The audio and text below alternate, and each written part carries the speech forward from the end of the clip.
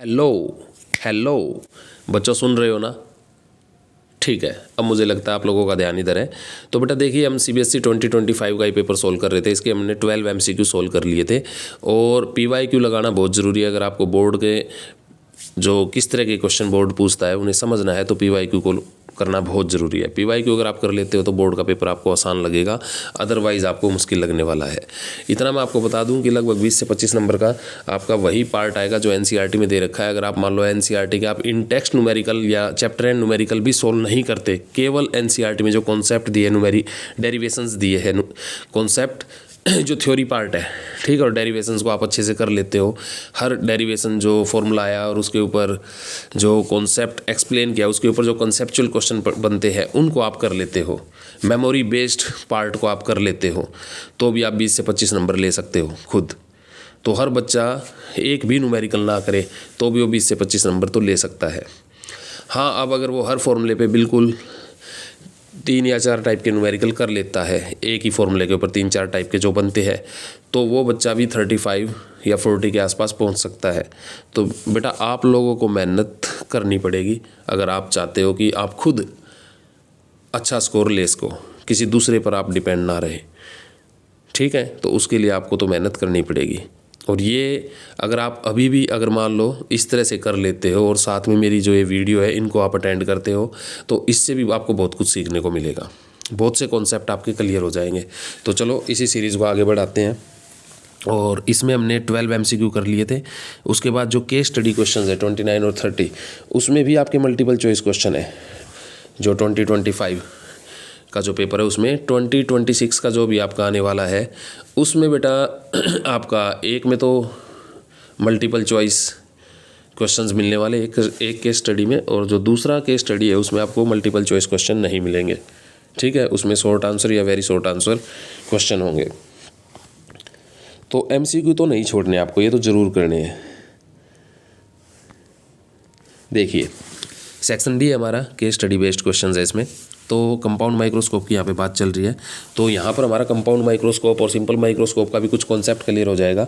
और डेरिवेशन आप कर लेते हो तो न्यूमेरिकल पार्ट यहाँ से आपका क्लियर हो जाएगा। देखिए थोड़ा मैं बता भी देता हूँ। सिंपल माइक्रोस्कोप, इसमें 2 केस बनेंगे हमारे। इमेज एक तो D पर फॉर्म हो और एक इमेज आपकी इन्फिनिटी पर फॉर्म हो। D क्या है यहाँ पे 25 centimetre, least distance of distinct vision. तो जब आप फाइनल इमेज को देखो, जहाँ से आप देख रहे हो जिस लेंस से, उसको आई पीस बोलेंगे। और जो ऑब्जेक्ट की इमेज बना रहा है, ऑब्जेक्ट की जो पहले इमेज बनाता है ऑब्जेक्ट के जो करीब है, उस लेंस को हम ऑब्जेक्टिव बोलेंगे, ठीक है। इतना बस आप ध्यान रखिए। तो सिंपल माइक्रोस्कोप के केस में जो एक ही लेंस होता है तो उसी को आप ऑब्जेक्टिव भी बोल सकते हो, उसी को आप आई पीस भी बोल सकते हो। तो उसकी फोकल लेंथ को आप FO बोलो या FE बोलो या सिंपली F बोलो, ठीक है। लेकिन कंपाउंड माइक्रोस्कोप में हमारे पास 2 लेंस होंगे, तो ये वाला। और जितनी भी हम साइन कन्वेंशन फॉलो करते हैं, हमेशा हम जितने भी डायग्राम बनाएंगे वो हम हमारी कार्टेशियन कोऑर्डिनेट सिस्टम के अकॉर्डिंग बनाएंगे। तो इसका मतलब हमेशा हमारा जो ऑब्जेक्ट है वो किधर रहने वाला है, लेफ्ट साइड में। और राइट साइड, लेफ्ट साइड हमारी नेगेटिव रहेगी और राइट साइड हमारी पॉजिटिव रहेगी। तो हमेशा इस तरह से। तो ये लेफ्ट साइड में जो है इधर ऑब्जेक्ट आएगा, तो ये हमारा ऑब्जेक्टिव और ये हमारा आई पीस होगा। अच्छा, एक के इसके ऑप्टिकल सेंटर से इसके ऑप्टिकल की सेंटर की दूरी, इसको L बोलेंगे, लेंथ ऑफ द ट्यूब, ठीक है। ये आपको ध्यान रखनी है ये बातें। अब चलो आगे चलते हैं। तो सिंपल माइक्रोस्कोप, कंपाउंड माइक्रोस्कोप, दोनों में 2 केस बनने वाले हैं। जब इमेज इन्फिनिटी पे बनेगी उसे नॉर्मल एडजस्टमेंट बोलेंगे, और जब आपकी इमेज D पर बनेगी तो उस समय हमारी जो आईज है वो स्ट्रेंड होगी, ठीक है। तो सिंपल माइक्रोस्कोप में देख लेते हैं एक बारी फॉर्मूला क्या है हमारे पास मैग्नीफाइंग पावर का। तो मैग्नीफाइंग पावर का फॉर्मूला पहले हम देख रहे हैं, नॉर्मल एडजस्टमेंट, इन्फिनिटी पे इमेज बन रही है तो M का फॉर्मूला ये रहेगा वैसे, D/U। और ये अगर आई पीस में इसे बोल रहा हूँ तो D/UE। और ये UE क्या है, जो आपका आई पीस बोल रहे हो, ऑब्जेक्टिव बोल रहे हो, उससे जो ऑब्जेक्ट की डिस्टेंस है। और D हमारा least distance of distinct vision, 25 centimetre जिसकी वैल्यू होती है नॉर्मल आई के लिए। तो UE कैसे पता करें? तो अब अगर हमें V पता है, जैसे मैंने ये केस ले लिया कि इमेज इन्फिनिटी बन रही है, तो V की वैल्यू क्या होगी, इनफाइनाइट। अगर मैं मान लो इसको मैं आई पीस बोल देता हूँ, ठीक है, तो VE इनफाइनाइट। और F = FE हमने ले रखी है, तो हमने चूज़ किया है कौन सा माइक्रोस्कोप, जो भी लेंस है वो हमने चूज़ किया था उसकी फोकल लेंथ कुछ तो होगी, तो मान लिया एफ है। तो ये दो चीज़ हमें पता है। अब इन दो के बेसिस पे हम यू ही पता लगा सकते हैं। तो हम सिंपल क्लास 10th का लेंस फॉर्मूला हम यूज़ कर सकते हैं, 1/v - 1/u = 1/f। इसमें 3 वेरिएबल है, कोई 2 पता है तो तीसरा हमें पता चल जाएगा। साथ में एक और इक्वेशन v और u के टर्म में हमारे पास मैग्नीफिकेशन की होती है जो कि v/u होती है, वो भी आपको याद रखने हैं। तो ये दोनों के दोनों क्लास 10th के फॉर्मूले आप हर समय अप्लाई कर सकते हो, चाहे आपके पास एक लेंस है चाहे आपके पास 2 लेंस है। यानी अगर आप ये फॉर्मूले नहीं भी बनाओ d/ue, ठीक है, तो भी आप सिंपल जो इमेज की जो मैग्नीफिकेशन है, लीनियर मैग्नीफिकेशन, मैग्नीफाइंग पावर की अगर मैं बात ना करूं तो लीनियर मैग्नीफिकेशन आप जो क्लास 10th में आपने पढ़ा है वही कॉन्सेप्ट लगा के आप पता कर सकते हो। और बाकी जो हम मैग्नीफाइंग पावर की हम बात करते हैं तो उसमें आपको जब डेरिवेशन करवाया जाता है तो उसमें वो सारी जानकारियाँ दे दी जाती है, एक्सप्लेन कर दिया जाता है। तो उन बातों को मैं अभी एक्सप्लेन नहीं कर रहा। तो सिंपली पहला केस है नॉर्मल एडजस्टमेंट का, इमेज इन्फिनिटी पे बन रही है तो मैग्नीफाइंग पावर, इसको मैग्नीफिकेशन भी बोल सकते हैं, कहीं कहीं पर मैग्नीफिकेशन वर्ड भी यूज़ कर सकते हैं। तो वैसे करना तो चाहिए magnifying power he, by chance अगर कर दे तो भी अगर आप सिंपल माइक्रोस्कोप आप कर रहे हो या सिंपल माइक्रोस्कोप में तो देखो जो आपकी मैग्नीफाइंग पावर है और जो लीनियर मैग्नीफिकेशन दोनों के लिए फॉर्मूला क्या होगा, सेम होगा, v/u हो जाएगा आपके लिए। लेकिन अब आप यहाँ पर ये प्रॉब्लम आपके लिए हो जाएगी, फिर v/u अगर आप पुट करते हैं तो आप कहेंगे इन्फिनिटी पे इमेज बन रही है तो v तो कितना हो गया, इनफाइनाइट। अब बताओ u कितना, तो u कितना हो जाएगा भाई ऐसे, तो लीनियर मैग्नीफिकेशन तो आपकी कितनी होगी, इनफाइनाइट हो जाएगी फिर। और ये सच है, गलत नहीं है, लीनियर मैग्नीफिकेशन सच में इनफाइनाइट है। इसीलिए हम फिर क्या यूज़ करते हैं, लीनियर मैग्नीफिकेशन इनफाइनाइट है, मैग्नीफाइंग पावर आपकी इनफाइनाइट नहीं है क्योंकि वो आपकी एंगल को रिलेट कर रही है। तो आप जो इमेज आपकी फॉर्म हो रही है इन्फिनिटी पे, जो कि हाईली मैग्नीफाइड आप बोलते हैं, लेकिन उसका जो एंगल है वो इनफाइनाइट नहीं है, ठीक है। एंगल तो हमारा कितना हो सकता है, 0 से 360 डिग्री के बीच में हो सकता है अगर मैं डिग्री में काम करूं। ऐसे ही मैं रेडियन में काम करूं तो 0 से 2π के बीच में हो सकता है। तो चीज़ चाहे कितनी दूर हो चाहे नज़दीक हो, तो जो विजुअल एंगल बनेगा तो वो हमारा इनफाइनाइट नहीं हो सकता, ठीक है। हाँ, अगर मान लो वो तो चक्कर आप लगा रहे हो तो 360 वो बढ़ता जाएगा।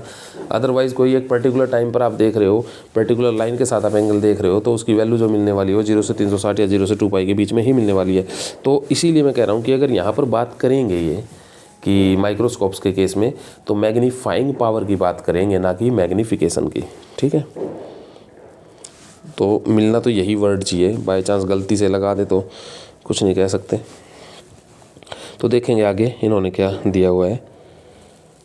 हाँ देखो यहाँ पे एमओ इन्होंने magnification produced by objective, ME magnification produced by eyepiece क्या रखा है इन्होंने, और एम आपकी फिर से मैग्नीफाइंग पावर है, ठीक है। तो यहाँ देख रहे हो मैग्नीफिकेशन वर्ड इन्होंने यूज़ किया हुआ है। चलो करते हैं भाई आगे सीधी सी बात। इन्फिनिटी नॉर्मल एडजस्टमेंट बोलेंगे इसके, तो मैग्नीफाइंग पावर जब इन्फिनिटी पे इमेज फॉर्म हो रही है तो डी बाय आपकी क्या हो जाएगी, एफ ई, ठीक है। और list distance of distinct vision यानी कैपिटल डी पे इमेज फॉर्म होगी तो ये हो जाएगी 1/d/fe। और ये कैसे आया, तो यहाँ वही फॉर्मूला d/ue। तो ue को अगर मुझे v पता है, जैसे यहाँ पे इन्फिनिटी था, और fe पता है तो v को इन्फिनिटी रख दूंगा लेंस फॉर्मूले में, f को fe रख दूंगा और ue मेरा निकल जाएगा और वो वैल्यू यहाँ रख दूंगा मैं ऐसे ही। तो इससे मुझे आंसर मिल जाएगा ue = fe। और ऐसे ही अगर मैं इमेज बनती है मेरी list distance of distinct vision पे, तो v की जगह रख दूंगा -d और फिर से f की जगह fe और फिर से मैं अपना ue निकालूंगा। तो और फिर उस वैल्यू को इस इक्वेशन में d/ue में पुट कर दूंगा मैग्नीफाइंग पावर के फॉर्मूले, तो मुझे ये आंसर मिल जाएगा 1 + d/fe। तो ये आपका डेरिवेशन का पार्ट भी यहाँ पर हो गया, ठीक है। तो हो गया भाई, ये दोनों आपको याद रखने फॉर्मूले। अब चलते हैं कंपाउंड माइक्रोस्कोप पर।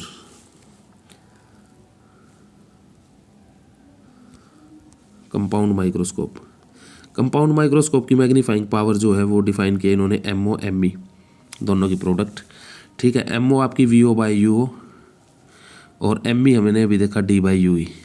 आई पीस की मैग्नीफिकेशन ये आती है D/UE, ठीक है। तो ये मैग्नीफाइंग पावर है आई पीस की। और फिर से वही D/UE के 2 केस बन जाएंगे। VO/UO ये लीनियर मैग्नीफिकेशन है, ठीक है। VO/UO ठीक है, जो लीनियर मैग्नीफिकेशन फॉर्मूला वही है आपका। तो ऑब्जेक्टिव लेंस जो है उसके लिए सिंपल क्लास 10th के लिए फॉर्मूला लेंस इक्वेशन आप लगा सकते हो, ठीक है। और सिंपल माइक्रोस्कोप के लिए डी/यू आप याद रख सकते हो। तो यू भी फिर से वही यू को पता करना तो फिर से लेंस फॉर्मूला आप लगा सकते हो। तो ये बात ध्यान रखिए। तो यहाँ पर दो केस बन जाएंगे। तो एक में तो ये एफ हो जाएगा, जैसे ये एफ होगा तो ये हमारा केस हो जाएगा इन्फिनिटी वाला। और अगर डी पर बन रही है तो VO/UO और अंदर आ जाएगा 1 + D/FE। लो भाई, तो भाई कंपाउंड माइक्रोस्कोप के भी ये दो फॉर्मूले हो गए, याद रख लो। MOM याद होना चाहिए बस। और फिर इससे ये कर दो, और ये वाला आपने सिंपल माइक्रोस्कोप का याद है तो उससे याद रख लो इन्फिनिटी वाले केस में ये हो जाएगा, और डी वाले केस में ये हो जाएगा 1 + D/FE। और VO/UO है ही। इस वाले में एक अप्रोक्सीमेशन भी आपका लगेगा, इसमें भी लग सकता है और इसमें भी लग सकता है अप्रोक्सीमेशन। तो वो अप्रोक्सीमेशन क्या है वो भी मैं आपको बता देता हूँ कि जब समय जो लेंथ ऑफ द ट्यूब है वो मच ग्रेटर देन हो जाए FO से, ऑब्जेक्टिव जो लेंस है उसकी फोकल लेंथ से हमारी लेंथ ऑफ द ट्यूब बहुत बड़ी हो जाए, ठीक है। तो मतलब फोकल लेंथ ऑफ ऑब्जेक्टिव को नेग्लेक्ट कर सकते हो आप लेंथ ऑफ द ट्यूब के आगे। और साथ में जो आपका VO है वो लगभग किसके इक्वल हो जाए, L के इक्वल हो जाए। तो आप लेंस फॉर्मूला लगा के देख सकते हो 1/UO = 1/VO - 1/FO। तो 1/UO = 1/L - 1/FO।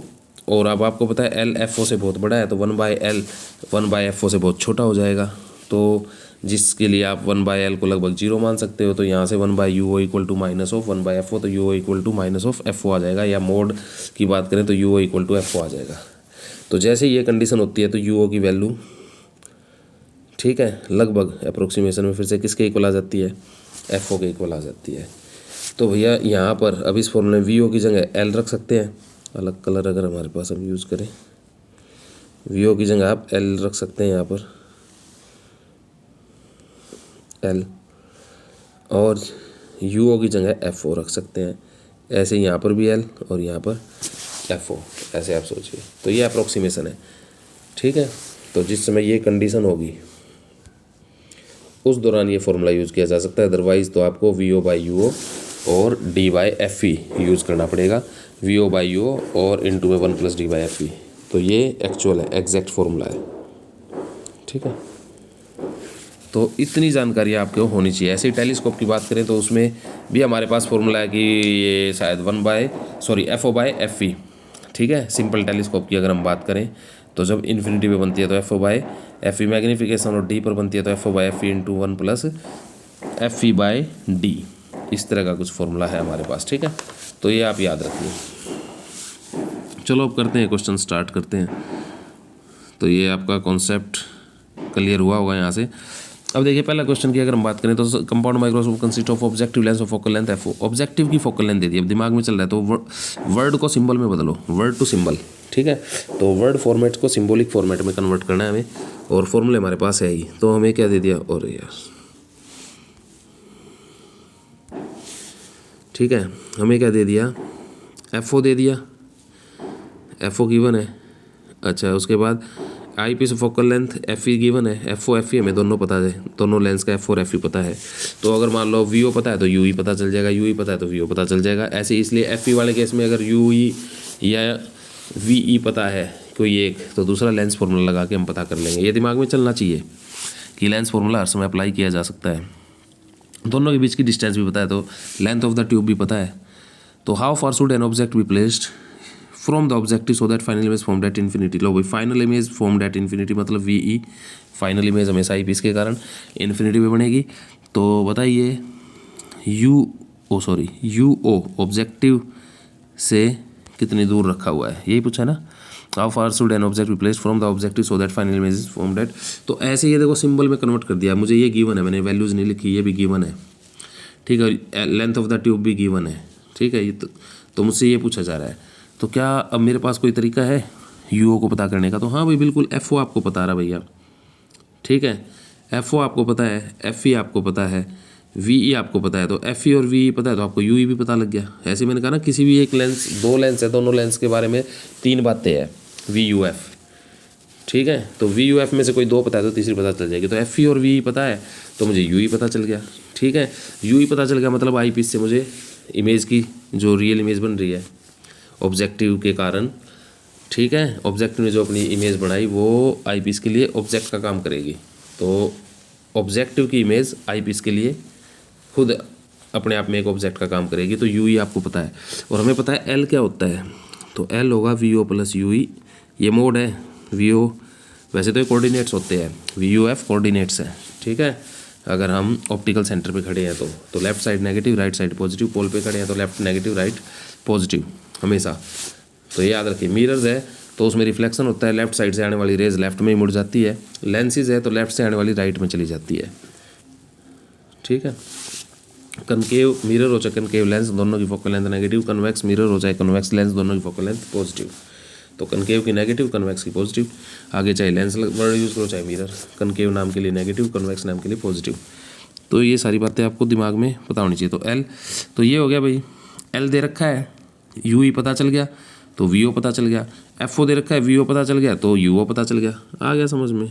तो हमें तो लेंस फॉर्मूला लगाना है, दो पता होनी चाहिए, तीसरा पता चल जाएगा। तो ये क्वेश्चन कैसे सोल्व होगा अब आप कर सकते हो बिल्कुल बड़ी आसानी से। तो इसमें मैं बता दूं सबसे पहले तो क्या निकालो आप, ये हमें क्या चाहिए, इसमें यू ओ चाहिए। और यू ओ कैसे निकलेगा, एल में से माइनस हो जाएगा आपका वी ओ। गलत तो नहीं लिख दिया मैंने, कुछ चीज़ें मैं गलत तो नहीं कर रहा जल्दबाजी में। एल क्या था हमारा, U E plus V O था एल, ठीक है। हाँ तो वी ओ क्या आ जाएगा, एल माइनस यू ई, ठीक है। सॉरी बेटा वो गलत हो गया था। तो V O equal to L minus U E. L दे रखा है, यू ई हम कैसे पता कर लेंगे, तो इमेज कहाँ पर बन रही है, इन्फिनिटी पे, तो यू ई खुद किसके इक्वल है, एफ ई के। तो एल माइनस एफ ई हो जाएगा भैया। एल की वैल्यू दे रखी है, एफ ई की वैल्यू दे रखी है, ठीक है। तो ये मैंने बताया ये सारी की सारी पॉजिटिव वैल्यूज़ है, ठीक है। और फिर पॉजिटिव वैल्यूज़ रख के वेरिएबल इस तरह से रख के फिर ये दूसरी तरफ जाके तो यहाँ पर ये नेगेटिव नेगेटिव मत कर देना ऐसा कुछ। तो यहाँ एल में से माइनस कर दो, तो इस तरह से आपको क्या पता चल जाएगा, वी ओ। और जैसे ही आपको वी ओ पता चलता है तो आप एफ ओ तो दे ही रखा है तो उससे आपको यू ओ पता चल जाएगा। यही हमारा क्वेश्चन था, यू ओ निकालो, हो गया ये क्वेश्चन सॉल्व आउट। तो इसका आंसर आपका क्या रहेगा वो मैं आपको बता देता हूँ, ठीक है।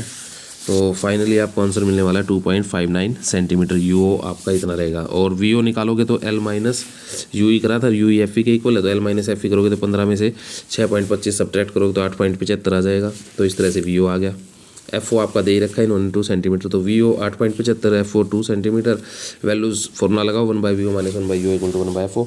आ गया आपका, हो गया क्वेश्चन सॉल्व आउट। चलो सेकंड पार्ट पे चलते हैं। Person with normal near point, तो भाई ठीक है 25 सेंटीमीटर नॉर्मल नियर पॉइंट है तो ना मायोपिया ना हाइपरमेट्रोपिया है, ठीक है। Compound microscope with N objective focal length 0.8 centimetre. तो कंपाउंड माइक्रोस्कोप में ऑब्जेक्टिव की जो फोकल लेंथ है बेटा वो 0.8 सेंटीमीटर इन्होंने हमें गिवन है। तो फिर से word format to symbolic format, तो एफ ओ 0.8 सेंटीमीटर हमें दे रखी है। And eyepiece focal length 2.5 centimetre, eyepiece की भी फोकल लेंथ है 2.5 सेंटीमीटर। और फिर आपका can bring object placed 0.9 centimetre from the objective, ठीक है। हाँ U O 0.9 centimetre. If the image formed by the object is at distance of 2.27 centimetre from the eyepiece, eyepiece से distance है।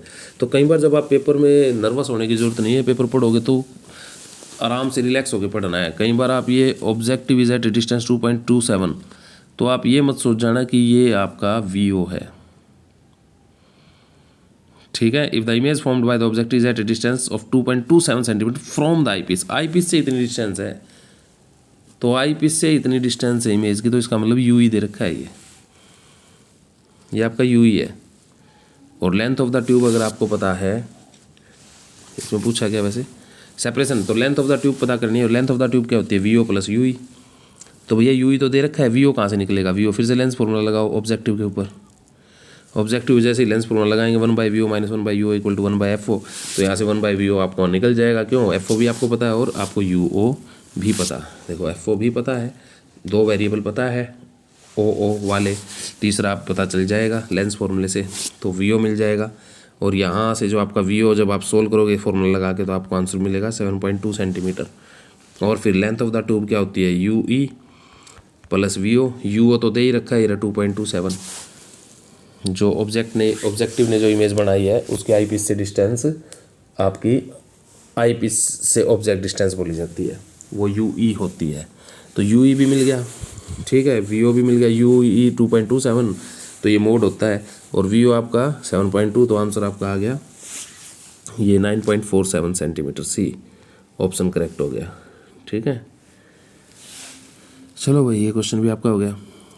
अब तो फर्स्ट क्वेश्चन में ए और B part थे हमारे पास। अब सेकंड क्वेश्चन में तो आप देख पा रहे हो कितना, ये फर्स्ट में क्या कुछ बोल रखा है कि read the following answer that,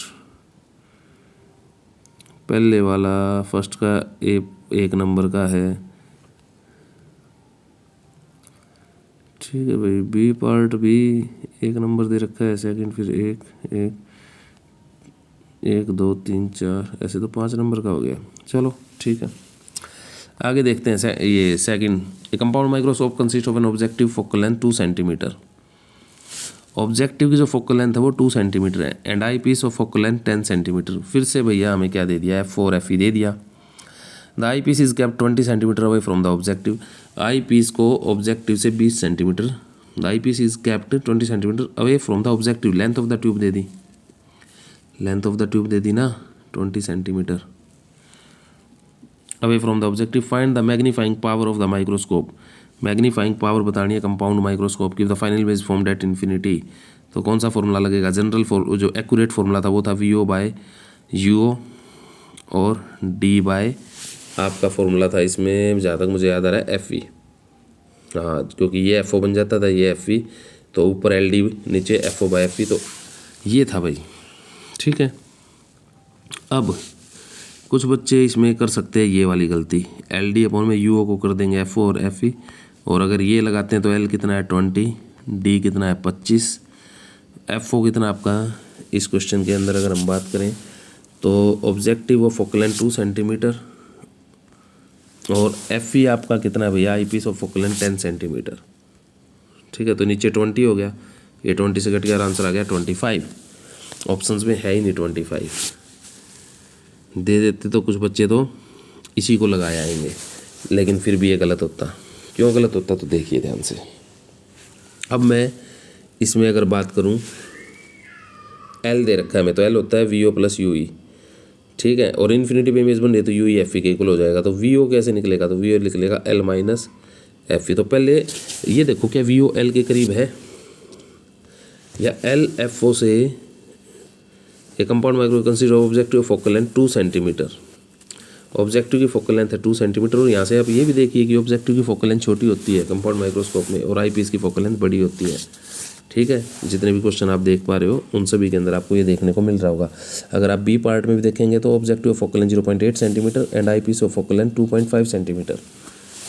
ठीक है, तो लेंथ ऑफ द ट्यूब यहाँ पर क्या है, the eyepiece is kept 20 centimetre from the objective 20, जो कि 2 सेंटीमीटर से बड़ा तो है, लेकिन बहुत ज़्यादा फर्क नहीं है कि आप 2 को नेगलेक्ट नहीं कर सकते आप 20 के कंपैरिजन में। ठीक है भाई, 2/20 इंटू 100 अगर आप करके देखते हैं तो 20, ये 1/10, 100 काटोगे तो 10% है। ठीक है, तो ये एक छोटा नंबर नहीं है, 10% हिस्सा किसी चीज़ का छोटा नहीं होता, आप उसे नेगलेक्ट नहीं कर सकते। एक तो यहाँ से भी आप ये देख सकते हैं। दूसरा आप देखो क्या वी, मैंने दूसरी भी एक कंडीशन बताई थी कि वी ओ लगभग एल के इक्वल आएगा, लेकिन एल तो कितना है 20, और माइनस में एफ वी जो फोकल लेंथ है आई पीस की वो कितनी है 10, तो 10 आंसर आ गया। तो वी ओ तो भाई आधा है एल का, एल के इक्वल नहीं है, कंपेरेबल, ये बिल्कुल बराबर नहीं है, बहुत ज़्यादा डिफरेंस है, हाफ का डिफरेंस है दोनों में। तो यहाँ पर आप अप्रोक्सीमेशन वाला केस नहीं लगा सकते, और नहीं लगा सकते तो फिर आपको वी ओ आपको मिल गया, बटे में यू ओ करो और फिर आप इस क्वेश्चन को सोल्व करो तो आपको आपका आंसर मिलेगा। तो यहाँ पर वी ओ बाय हमें क्या करना पड़ेगा, यू ओ, लेकिन फिर यू ओ को फाइंड आउट करना पड़ेगा। यू ओ को फाइंड आउट करने, वी ओ में पता, एफ ओ में पता, तो 2 चीज़ पता, तीसरी पता चल जाएगी। तो यहाँ से यू ओ जो आपका आता है वो 2.5 आएगा जब आप सोल्व करोगे। तो भाई यहाँ से हमें आंसर मिलेगा एम इक्वल टू, फॉर्मूला तो वही रहेगा M O into M E, V O by U O और D by F E. Eyepiece के लिए मैग्नीफाइंग पावर का ये फॉर्मूला होता है इन्फिनिटी वाले केस में। ये इन्फिनिटी का मान रहे हम, इसको हटा दो चलो ऐसे। तो वी ओ आपका कितना है 10 आया है, यू आपका लेंस फॉर्मूले से 2.5, डी आपका 25 और एफ की अगर मैं बात करूँ तो वो हमें दे रखा है 10। तो ये कट गया आपका 10 पर और 10 से 10 कट गया तो आंसर आ गया 10। तो इस पार्ट का आंसर आपका 10 रहेगा। ठीक है,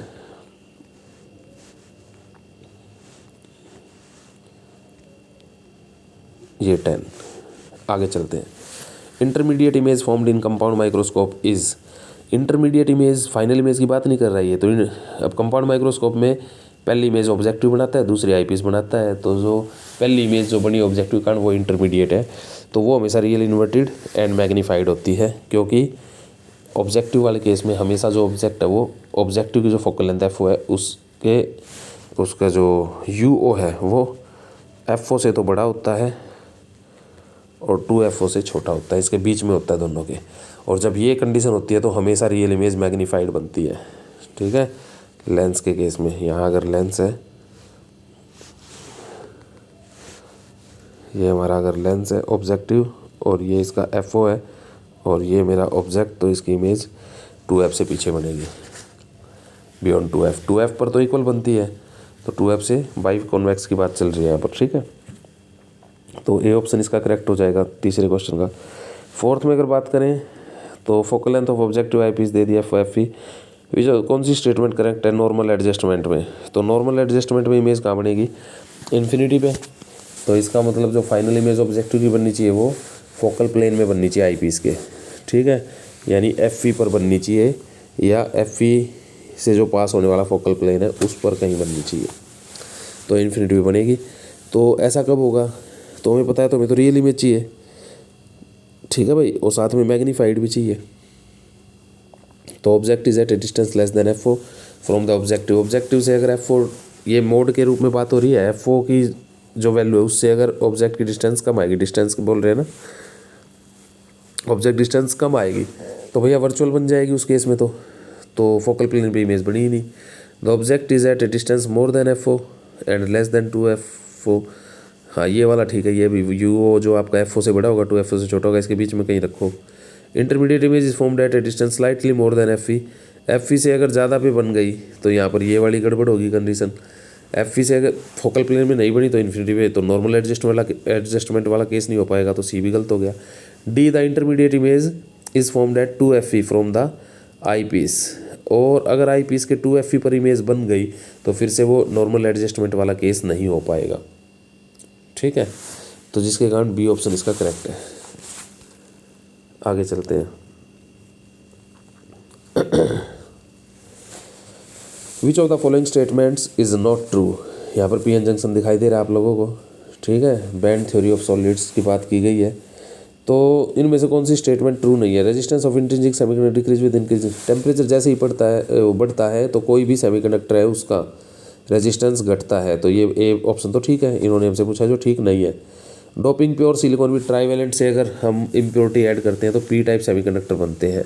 सिलिकॉन में अगर ट्राईवैलेंट यानी एक इलेक्ट्रॉन कम रह गया तो ऑटोमेटिक एक वैकेंसी प्रोड्यूस हो गई, एक सीट खाली रह गई, तो बी ऑप्शन भी करेक्ट है, ट्राईवैलेंट से P टाइप बनते हैं। The majority charge carrier in N type में मेजोरिटी चार्ज कैरियर आप खुद सोचो क्या होते हैं। एन कहाँ से आया था, नेगेटिव टाइप से, तो इलेक्ट्रॉन होते हैं। यहाँ इसने होल बोल रखे, तो C ऑप्शन करेक्ट है। C गलत है वैसे, और हमसे कहा था गलत ऑप्शन को चूज करो, तो C ऑप्शन है जो कि रॉन्ग है, ये बात सच नहीं है। PN junction can act as a semiconductor diode, D option में। हाँ बिल्कुल, PN जंक्शन जो आपका वो एक डायोड की तरह बिहेव करता है। ठीक है, और वाले में चलते हैं। अच्छा, वहाँ पर वो और होगा पिछले वाले में भी, A और B जो दे रखा था। ओके, और था, मैंने और नोटिस नहीं किया, तो 4 नंबर का ही है। In an unbiased PN junction, unbiased PN junction है, क्या होता था उसमें, अगर हमारे पास एक PN जंक्शन ऐसे ही पड़ा हुआ है, उसको बैटरी से नहीं जोड़ रखा, तो क्या उसके अंदर करंट्स है। तो आप लोगों ने कहा था हाँ डिफ्यूजन और ड्रिफ्ट दोनों करंट है, लेकिन दोनों इक्वल है, इक्वल एंड अपोजिट। ठीक है, तो drift and current and diffusion current cancel each other, जिसके कारण वो कैंसिल कर देंगे, तो डी ऑप्शन, तो नेट करंट कुछ भी नहीं होगा, डी ऑप्शन इसका करेक्ट है। Impurity atom with which pure germanium should be doped to convert it into N type. N type में कन्वर्ट करने के लिए पेंटावैलेंट से ऐड करना पड़ेगा। और बाल गणेश इन थाईलैंड ये ट्राईवैलेंट है। कहे सीताजी सुनो प्रभु ये टेट्रावैलेंट है।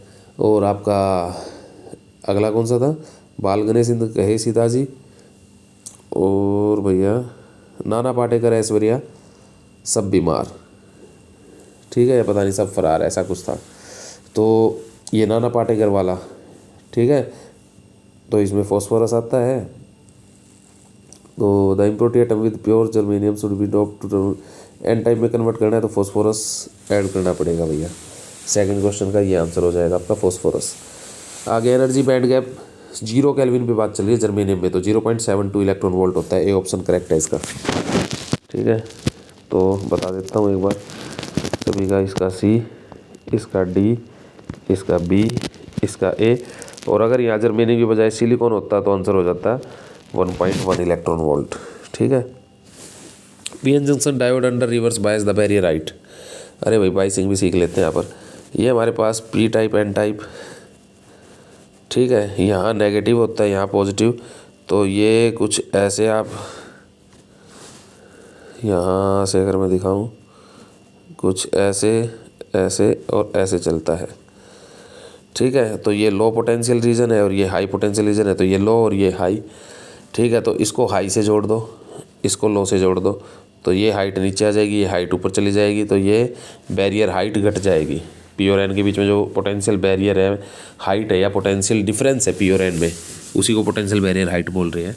तो जो पोटेंशियल डिफरेंस है वो कम हो जाएगा अगर हम पी को हाई पोटेंशियल से जोड़ दें और एन को लो से, या पी को पी टाइप से, मतलब बैटरी पी टाइप को बैटरी के पॉजिटिव से और एन टाइप को बैटरी के नेगेटिव से।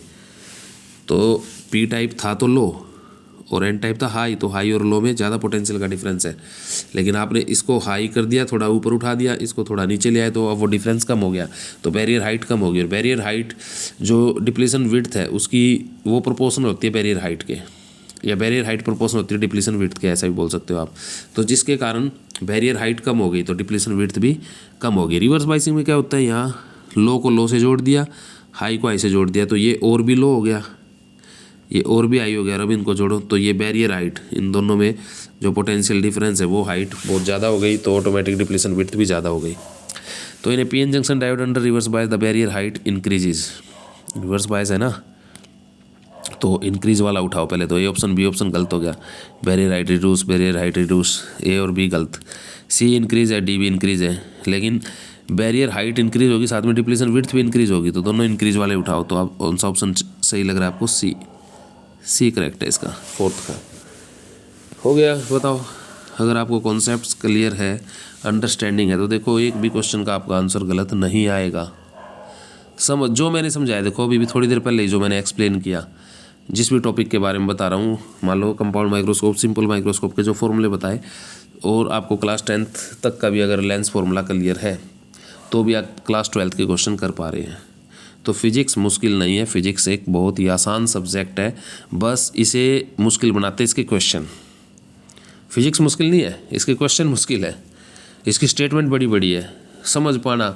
आग पढ़ते जा रहे हो, अगली लाइन में आए, पिछली लाइन दिमाग से उतर गई, ऐसा होने लग रहा है। तो वो प्रैक्टिस से आएंगे, इतने बड़े बड़े क्वेश्चन को आपको पढ़ना पड़ेगा, क्योंकि फिजिक्स में पूरी चीज़ें अब एक रियल सेटअप है, उसके डिटेल में नहीं बताएंगे तो आप कह दोगे ये बात छोड़ दी इन्होंने, नहीं बताई।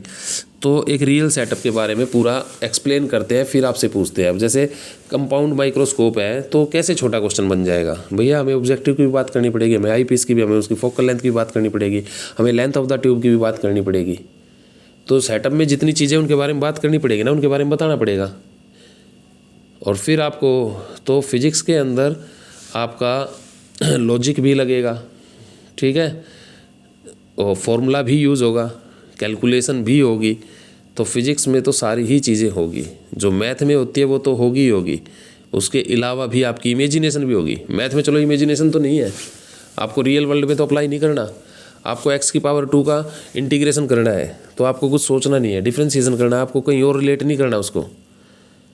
लेकिन फिजिक्स में अगर मान लो आपको टाइम के फॉर्म में x दे दिया और फिर उसका डिफ्रेंशिएशन, तो आपको स्पीड के बारे में भी सोचना है कि हाँ सच में ऐसा ही होगा, हाँ इधर टाइम के साथ वेलोसिटी बढ़ती जा रही थी, फिर ये बीच में रुका भी होगा, फिर ये वापस चल पड़ा, एक्सेलरेशन है या नहीं है। तो ऐसे मतलब एक इमेजिन भी करनी पड़ेगी सिचुएशन, तो इमेजिनेशन भी है फिजिक्स में। वही डिफ्रेंसिएशन आपका रियल लाइफ में एप्लीकेशन बन गया एक तरह से, इंटीग्रेशन। तो फिजिक्स अप्लाई कर रही है उनको रियल लाइफ के अंदर, आपके जो मैथमेटिकल कॉन्सेप्ट है। तो मैथमेटिक्स एक तरह से टूल है फिजिक्स के लिए, लैंग्वेज है, ठीक है। तो मैथमेटिक्स अपने आप में एक बहुत अच्छा सब्जेक्ट है, पैटर्न को हम इसमें पहचानते हैं।